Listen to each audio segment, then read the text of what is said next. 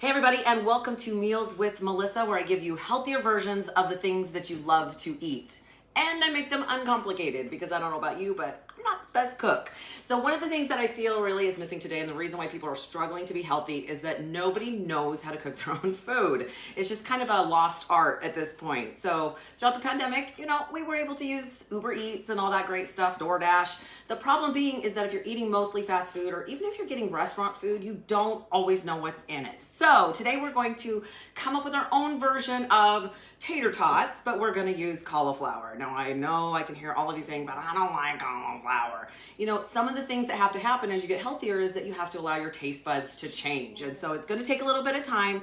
You can use other things, but it's all about being creative, trying new things, and seeing if it works for you and your family. So today we're making cauliflower tots. I actually am not necessarily cheating, but I am simplifying and making it much, much faster. I'm going to use already pre-riced cauliflower just from the store commercial. You can do your own, but I don't know about you. I just really didn't feel like dragging out my food processor. So to start with, I've already got my oven preheated to 400. Now this one, if you're going to make your own shapes, you need to use a pan and some parchment paper.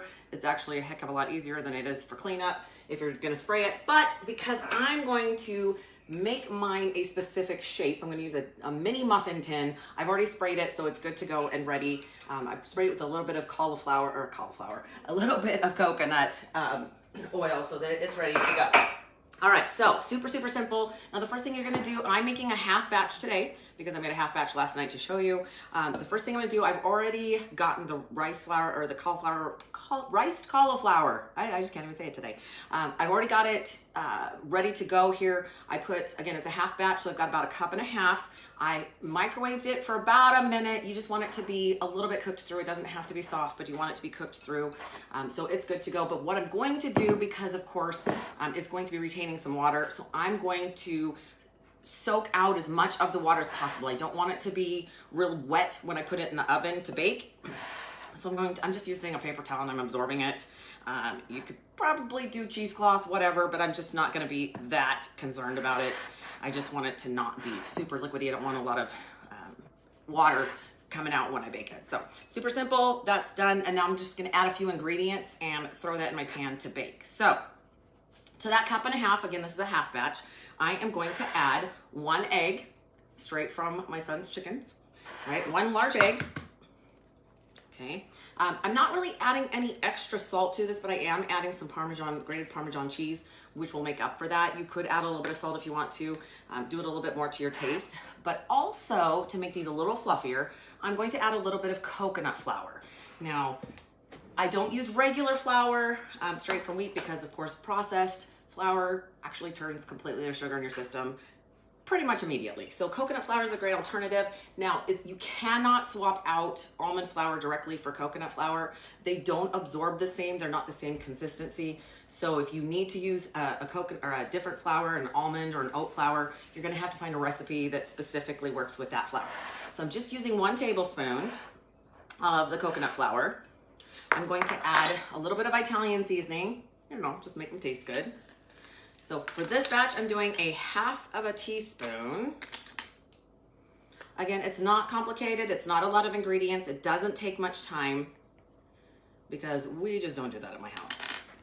And the cool thing is you can make it for your family as a snack. You can make it alongside dinner with some steak. Make it yummy. All right, I'm also gonna add some Parmesan cheese, which is one of my favorite flavorings. You could try some other stuff, but of course I've just got the regular grated Parmesan cheese, so it's already dry, makes it super simple. And I'm gonna do 2 tablespoons or 1/8 cup to the mix. Now, I also have some ready to go in a separate little container, a shallow container, because I'm gonna roll my tots in there before I bake them. All right, so 2 tablespoons of the Parmesan, and I'm just gonna mix it up, and that's literally as hard as it is. All right, I've got a fork, I'm gonna mix it up. You want it to be really combined. You want the egg to be your binder, keep everything together. And I do have a batch made to show you what they look like. So, super simple. Hopefully you're having a great holiday weekend. I hope it's not too hot where you are. It's been interesting where I live, trying to stay cool. All right, I'm also going to scrape down the sides. I just want to make sure I get everything in there. You hate to get to the bottom of a recipe and realize you have a lot of the ingredients still sticking to the bottom of the bowl. All right. Honestly, that's just about it. So you're going to take about a tablespoon scoop. Okay, I'm going to roll that in my little batch in the shallow container of the Parmesan cheese. Super simple. I'm just using a regular spoon. I'm not going to do anything super crazy because I just don't have time for that. Let me grab my pan real quick. It is ready to go. Like I said, it's already been sprayed.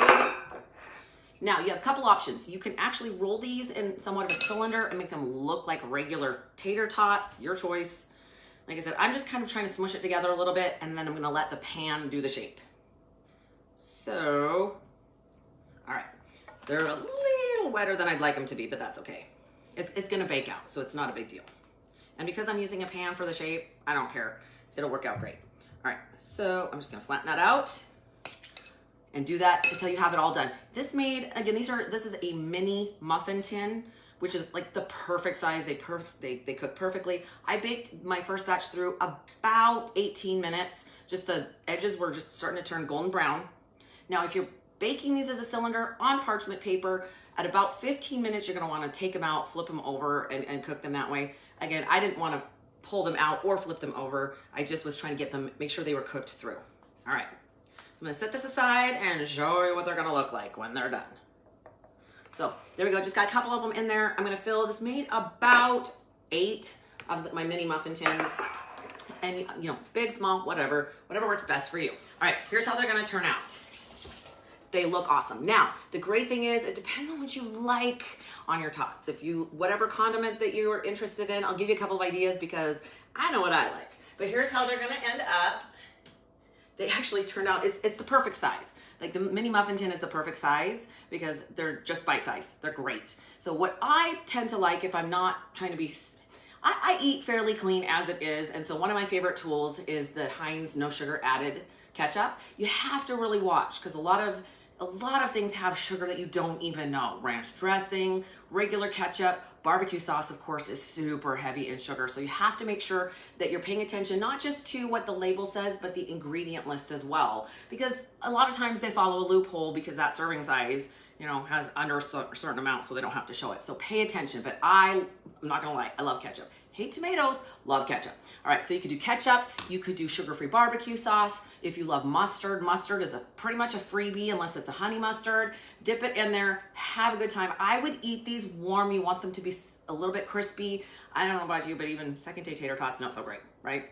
Yeah, maybe in casserole, but no, not so great. So hopefully this can add to your variety of foods that you get to eat. Again, we're just trying to come up with healthier options of things that you love to eat so you don't feel like you're sacrificing and missing out. Now, a couple of things really quick to make sure that you check out. If you love Meals with Melissa, go to YouTube and subscribe to my channel. Hit the notification bell so that you can get every new one that pops up. You can go back through a couple of years worth of recipes, and hopefully we're about up to date with all of the recipes being added below them as well. Also, don't forget to check out my new membership platform that you can actually learn all about healthy nutrition and how to incorporate that as a lifestyle so you can feel happy and healthy, because that is what our goal is. So you guys, I get my very best ideas from you. If you have a great recipe that you'd love to share, because this is all free. This is all free. I share this for free. We're just trying to help each other out. We're trying to build a community. So pass it on. Let me know. I've gotten a couple of great ones recently from a couple of different clients that are just phenomenal. And of course, if my family will eat it, we know it's awesome. So pass it on. Leave a comment down below. You can message me directly at Facebook Messenger or at Instagram. You can check me out at all my platforms. And that is Meals with Melissa. Have an incredible holiday weekend. Happy 4th.